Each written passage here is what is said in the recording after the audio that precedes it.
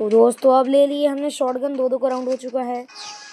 सामने वही अनहोल बंदा है, देखते क्या होता है। ये आगे जा रहा है, उसको पता भी नहीं हम इसके पीछे से आ रहे हैं। कहाँ गया वो बंदा? बहुत तेज भाग गया यार वो बंदा, उसको पता चल गया हमारी लोकेशन। और दोस्तों इसको बोलते हैं हेडशॉट। नूबड़ा आ रहा था और गया। देखिए दोस्तों,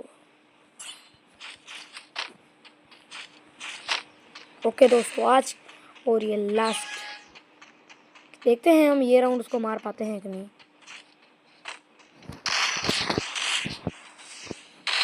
और ये एक और।